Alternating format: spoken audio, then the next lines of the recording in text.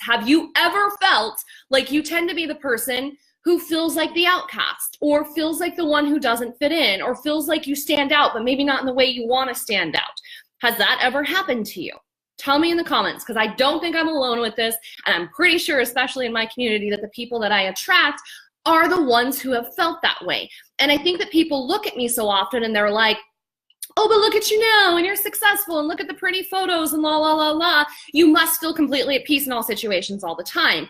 And I think a big part of the reason that I have so deeply connected with that Greatest Showman movie, especially the This Is Me song and the From Now On song, I freaking love those two songs, is because I have so often felt like the person who doesn't fit in. And especially, I mean, starting, I think when we're born and when we're little, like we feel playful and we feel like ourselves, but somewhere along the lines, we learn that it's not safe to be you. That if you're you, you're going to be made fun of, you're going to be ostracized in some way, you're going to be put down, don't stand out too much, don't be too pretty, but don't be too not likable at the same time. It's like as women, we so often are required to fit between this perfect spectrum of not too much, but like don't be too meek and hide away either. There's like this perfect little spectrum that society has decided that that's where you're required to fit, right? Does anyone agree with this? Has anyone ever felt this way? Tell me in the comments. Give me an emoji. Give me a little love here.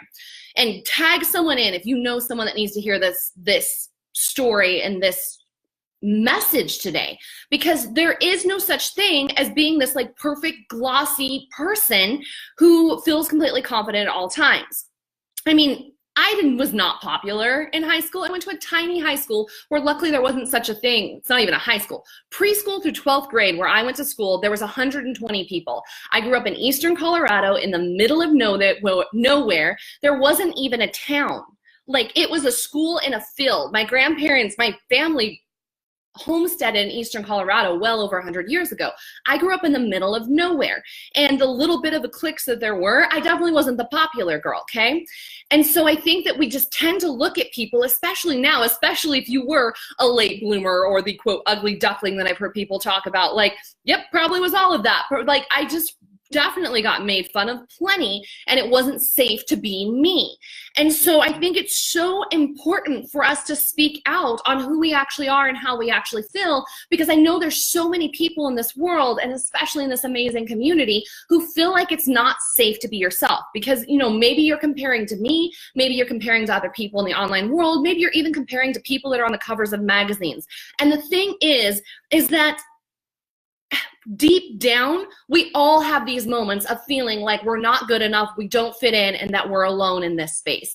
And that's really a massive part of the reason that I even started this business in the first place. I know sometimes people look at my business and think that I'm a business coach, but really, I'm starting a revolution for the weirdos, the crazies, the rebels, and the renegades to have a space where they don't feel so alone anymore, where they're not like, you know, I've always had these intuitive abilities, but pretty much ignored them because I had no one to relate to when it came to this.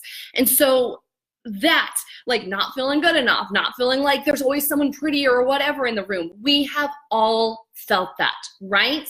Have you felt that before? And this is even part of the reason that I'm putting together this free challenge that I'm doing that kicks off on Thursday. And if you haven't checked it out yet, the link is up in the description. It's pinned in the comments as well. This is where all the power comes from in your business, in your relationships, in your income. It comes from you being you. But literally our entire lives, we've been taught and we've believed that it's not safe to be ourselves. And so when you hear me say, just unleash all of you onto the world, like that's the secret, in theory, it sounds easy, right? It sounds like, cool, yeah, I'll just start sharing more of the things I like. No, I mean all of you. I mean all of it. Like, being completely comfortable and present being yourself. And so I have locked in so much to this movie, and I know a lot of my even academy, my mastermind clients have as well, to the Greatest Showman movie, because yes, in that movie specifically, you have the bearded lady, you have the tattooed guy, you have the guy that's covered in hair, I think he's a puppy man or whatever. You have people that have all of these outside traits that make them separate, that make them the weirdos or the outcasts or whatever. And here's what I know to be true. I would especially in humanity, like we crave connection and community, but we're also so afraid of being judged and put down and made fun of. And so we keep ourselves in this little like safe space of don't be too much, don't stand out too much, like kind of just stay under the radar. And I'm done with it. I'm done with it. I'm done with it. I went through the phases of feeling like I needed to be someone else before I started this business. And as the business started, I went through the phases of thinking that I needed to be the coach who had a glass of champagne in front of the Eiffel Tower to be a successful coach. I'm not saying there's anything wrong with that, but it's not me, okay? In general, I don't even like champagne. Paris is lovely, but like I'd rather go somewhere else. To be totally honest, I'd rather like be outside in nature or whatever. It's just not my general thing. Like I thought that I had to be professional. I thought that I had to fit in the box. I thought that I had to be like all the other coaches that are being rolled out of the different coaching academies that are out there. And you don't have to be anyone except you. That's the piece that's so important.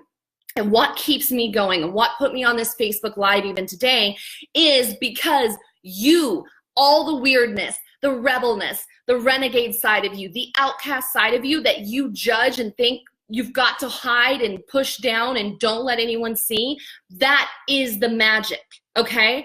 In the past, I would have never shared the fact that literally not being able to go to the Greatest Showman spin class made me cry in my car. And here, I want to talk about that for a second too, because you get to feel your emotions. And I was just talking to one of my private clients a couple days ago, and she had this realization of how often she makes herself wrong and beats herself up for not feeling perfect. That's exactly what we're talking about right here. And what I'm here to say is you not being perfect, me randomly crying because I couldn't get into the class that meant so much to me, is okay. That's actually your power. The things that you think are wrong about you are the things that make you unique, stand out, and totally slay online, offline, everywhere, and make you unique. That's your power, guys.